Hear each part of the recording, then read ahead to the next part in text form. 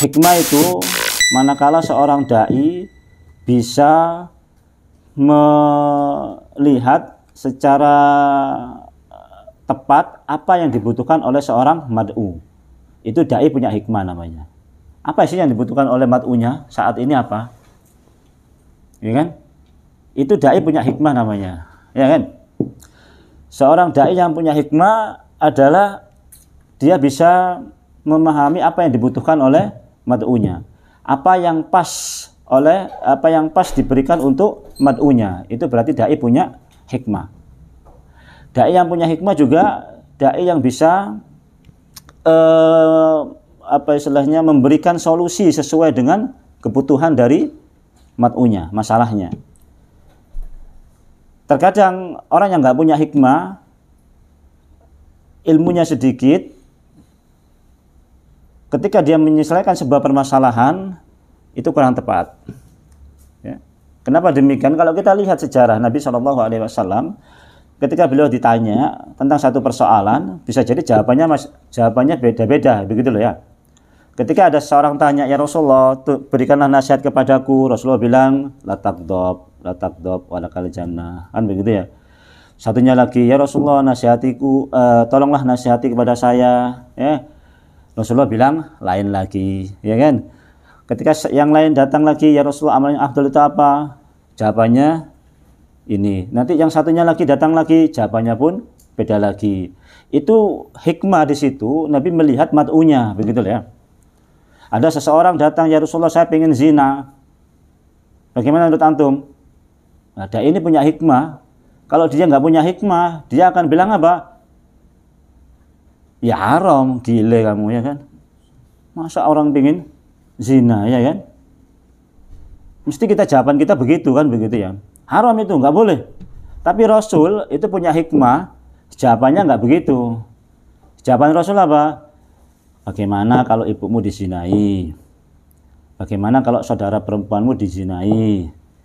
Bagaimana kalau bibikmu dizinai? Bagaimana kalau anak perempuanmu dizinai? Mau nggak kamu? Ya nggak mau ya Rasulullah. Lah kenapa kamu pengen berzina? Kan begitu jawabannya. Setelah itulah baru dia meninggalkan zina. Bukan dengan jawaban haram. Kamu masuk neraka kalau begitu itu nanti. Tidak dengan jawaban begitu Nabi. Itu maknanya dai itu punya hikmah. Dia nggak hanya sekedar berdasarkan dalilnya saja, ilmunya saja enggak, tapi dia lihat mad'unya. Ustaz, boleh nggak anak nikah lagi Ustaz? Kalau secara ilmu boleh ya kan, tapi kan perlu kita lihat kondisi orangnya ini ya kan, akdoknya ini. Waduh, ini lihat kondisinya ya, kalau saya jawab boleh bahaya ini, ya kan? Sudah rumah ngontrak, sudah rumah ikut mertua, nggak ada kerjaan di rumah, istrinya yang kerja, tanyanya masalah itu ya kan. Kalau mau saya jawab itu, oh iya boleh, silakan kamu cari. Oh jadi masalah nanti itu, ya kan? Maksudnya begitulah contohnya ya. Artinya dia punya hikmah, dia lihat kondisi mad'unya, apa yang harus dia jawab. Tidak hanya sekedar dia menjawab secara syar'i saja.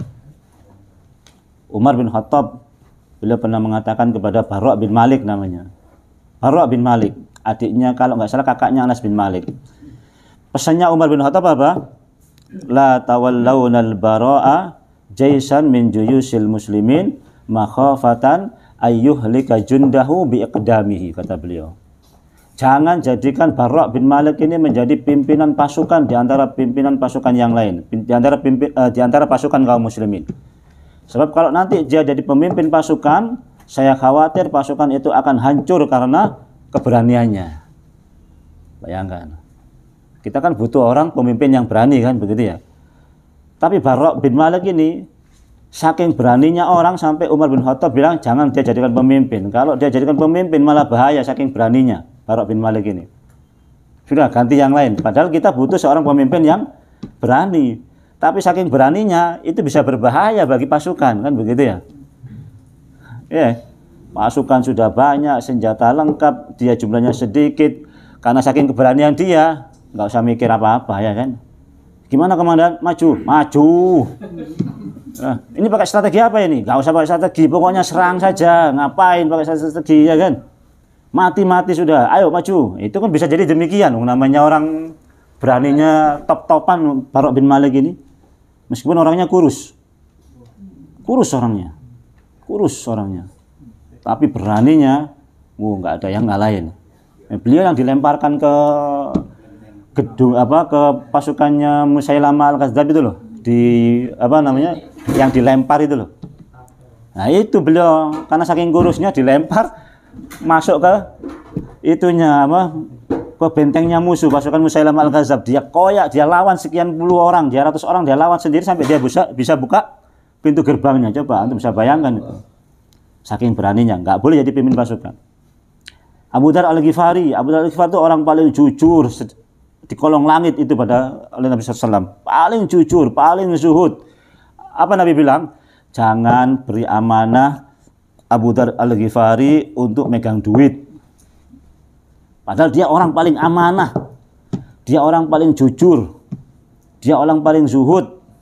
Bayangin, sama Nabi jangan kasih amanah dia megang duit. Kenapa? Nanti kalau ada orang minta duit nggak dikasih sama dia. Karena saking apa? Saking zuhudnya dia. Dia nggak bakalan ngasih duit ke orang lain. Sudahlah, antum hidup zuhud saja, antum sabar saja. Mesti jawabannya begitu, ya kan? Maka sama Nabi jangan jadi amanah dia. Itu hikmah namanya, ya. Itu namanya hikmah. Bapak punya hikmah itu begitu. Dia bisa melihat anaknya, potensi anaknya bagaimana, menyelesaikan permasalahan dalam rumah tangganya itu seperti apa. Itu orang punya hikmah. Dan hikmah itu salah satu penopangnya dia punya ilmu. Ya. Dia punya ilmu tentang masalah bagaimana membina keluarga yang baik. Punya ilmunya dulu, baru dia nanti bisa bersikap dengan hikmah, ya.